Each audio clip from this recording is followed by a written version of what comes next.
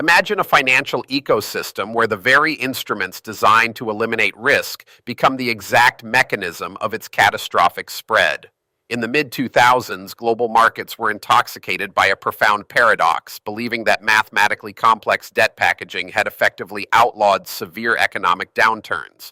Trillions of dollars flowed into an architecture built on the assumption that American housing prices could never simultaneously decline nationwide. When that singular, unshakable premise fractured, it triggered the 2008 financial crisis, a devastating implosion that erased trillions in wealth and fundamentally rewrote the rules of modern capitalism. To understand this catastrophic failure, one must examine the macroeconomic environment that preceded it.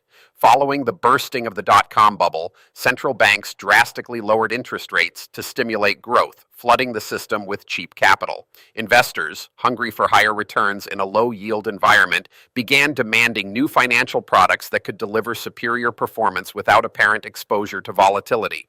Wall Street responded with unprecedented financial engineering, transforming traditionally stable lending practices into a hypercharged engine of global wealth creation that masked a deeply unstable foundation. At the bedrock of this unstable foundation lay subprime mortgages. These were home loans granted to borrowers with poor credit histories, individuals who traditionally would not qualify for standard financing. Lenders abandoned historical underwriting standards, offering adjustable rate mortgages with low initial teaser rates that would later reset to punishingly high levels. The incentive structure was fatally flawed, as mortgage originators no longer held the loans they wrote, passing the risk off to Wall Street while collecting immediate fees for every contract signed, regardless of the borrower's ability to repay. The mechanism that allowed this localized lending risk to infect the global economy was the creation of mortgage-backed securities. Wall Street investment banks purchased thousands of these individual mortgages, bundled them together, and sold slices of the income stream to investors worldwide. By pooling thousands of loans, financial engineers argued that the risk of default was diversified away, transforming risky loans into seemingly pristine investment-grade assets. This process of securitization disconnected the ultimate bearer of risk from the original borrower, creating a dangerous vacuum of accountability. The appetite for these securities became insatiable, leading to the creation of even more opaque instruments known as collateralized debt obligations. These structures took the leftover, lower-quality slices of mortgage bonds and repackaged them again, using complex mathematical models to convince rating agencies that the new senior tranches deserved top-tier AAA ratings. This financial alchemy magically transformed toxic debt into gold, allowing pension funds, insurance companies, and global municipalities to invest heavily in products they fundamentally did not understand, all under the illusion of absolute safety. This era highlighted a severe breakdown in fiduciary duty, the legal and ethical obligation of financial professionals to act in the best interests of their clients. Rating agencies, paid by the very banks whose products they were evaluating, stamped toxic assets with seals of approval, prioritizing corporate revenue over accurate risk assessment. Investment banks aggressively sold these complex derivatives to their clients while simultaneously placing proprietary bets against those very same assets, a stark conflict of interest that eroded the fundamental trust required for markets to function efficiently. The warning signs were visible to those who knew where to look, particularly in the bond market. By late 2006, a yield curve inversion occurred, a phenomenon where short-term interest rates rise higher than long-term rates, historically serving as a reliable leading indicator of an impending economic recession. Despite this glaring red flag, the euphoria of the housing boom drowned out the skeptics. Homeowners continued to use their properties as ATMs, drawing equity to fund consumption, while major financial institutions leveraged their balance sheets to precarious extremes. The unraveling began quietly in 2007 as those initial teaser rates on subprime mortgages began to reset. Borrowers, unable to meet their new, drastically higher monthly payments, defaulted in staggering numbers. The underlying assumption that housing prices would perpetually rise was shattered, and the value of the securities tied to those homes began to plummet. Bear Stearns, a Wall Street titan heavily exposed to toxic mortgage funds, faced a fatal liquidity crisis in early 2008, forcing a fire sale to J.P. Morgan Chase orchestrated by the federal government to prevent immediate systemic contagion. The containment strategy failed spectacularly just months later. On September 15, 2008, Lehman Brothers, a venerable investment bank with a 158-year history, filed for the largest bankruptcy in United States history.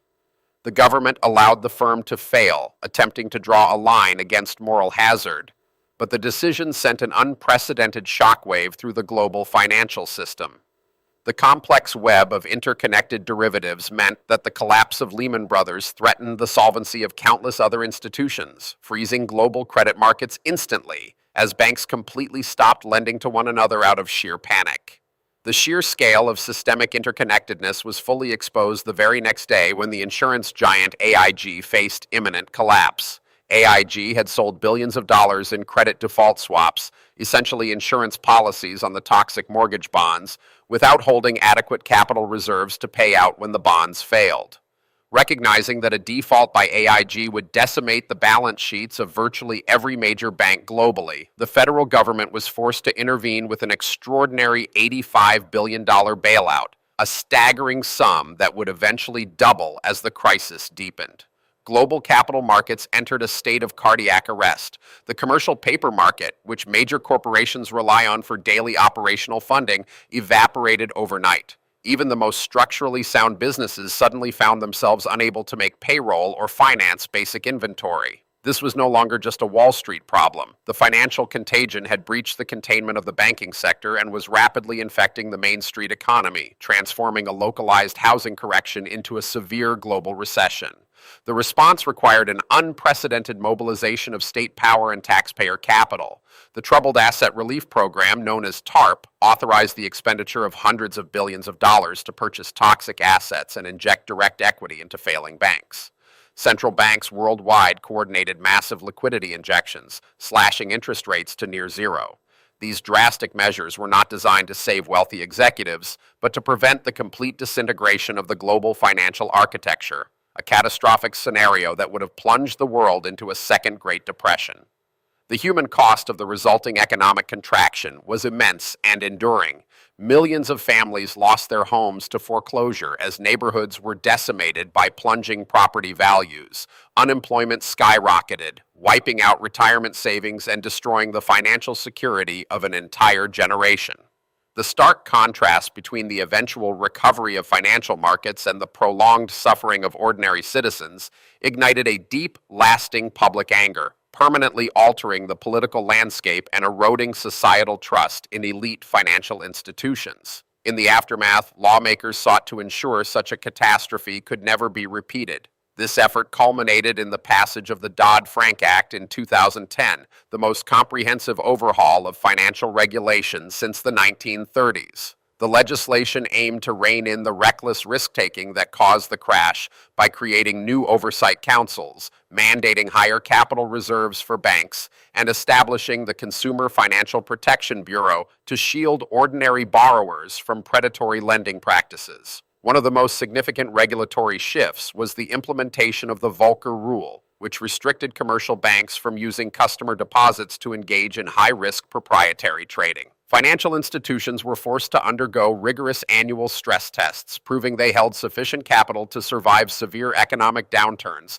without requiring taxpayer bailouts. While critics argued these regulations stifled economic growth and burdened smaller community banks, the core banking system undeniably became vastly more resilient to sudden liquidity shocks. As traditional banks retreated from risky trading activities, the market structure evolved rapidly. The vacuum was filled by the explosion of algorithmic trading, where powerful computers execute millions of complex orders in fractions of a second based on pre-programmed mathematical models. While this technological leap brought unprecedented liquidity and tighter spreads to the markets, it also introduced new types of systemic fragility, creating environments where automated sell-offs can trigger sudden, terrifying market flash crashes entirely divorced from underlying economic fundamentals. For the individual investor, the lessons of the crash necessitate a fundamental rethinking of portfolio construction. The crisis proved that during moments of extreme panic, asset classes that historically moved independently can suddenly correlate, plummeting in unison. True diversification requires looking beyond standard equity and bond allocations, incorporating alternative assets, maintaining strategic cash reserves, and rigorously stress testing one's own portfolio against extreme tail risk scenarios that models might dismiss as statistically impossible. The post-crisis era also accelerated a profound shift in how capital is allocated over the long term. Investors began demanding greater transparency and accountability, fueling the monumental rise of sustainable investing. This approach actively integrates environmental, social, and corporate governance criteria into investment decisions, recognizing that a company's long-term profitability is inextricably linked to its ethical practices and risk management culture. It represents a direct rejection of the short-term, profit-at-all-costs mentality that drove the mortgage industry to ruin. The macroeconomic environment that followed the crisis presented entirely new challenges. Central banks relied heavily on quantitative easing, purchasing trillions of dollars in government bonds to suppress long-term interest rates and force capital into riskier assets. This grand monetary experiment successfully stabilized the global economy, but it also fundamentally distorted price discovery, punishing cautious savers and rewarding aggressive speculators in a market environment heavily dependent on continuous central bank support. This prolonged period of ultra-low interest rates fueled massive asset inflation across global markets. Institutional investors, desperate to meet their return targets, were pushed further out on the risk spectrum, pouring capital into private equity, venture capital, and high-yield corporate debt. The hunt for yield created new pockets of hidden leverage, raising valid concerns that the financial system had merely replaced the toxic mortgage risks of the past with heavily indebted corporate balance sheets in the present. Navigating this modern landscape requires intense vigilance and a skeptical eye toward any financial product that promises high returns with minimal volatility. You must actively scrutinize the underlying mechanics of your investments, understanding exactly what you own and how it generates its yield. If the structure of a financial instrument is too complex to be explained clearly and concisely, it inherently carries hidden risks that will inevitably expose themselves during the next market contraction. However, periods of structural market shift also create profound opportunities for the discerning investor. By understanding the regulatory constraints placed on traditional banks, astute market participants can identify lucrative inefficiencies in private credit and direct lending markets. Recognizing how macroeconomic policies distort asset prices allows you to position capital strategically, acquiring high-quality assets at a discount when automated trading systems drive irrational market sell-offs.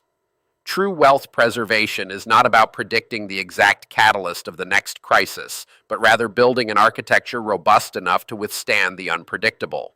This means maintaining strict discipline regarding personal leverage, avoiding the temptation to overextend during periods of market euphoria. It requires a relentless focus on cash flow, ensuring that your financial obligations can be met even if asset values suffer a severe, prolonged decline.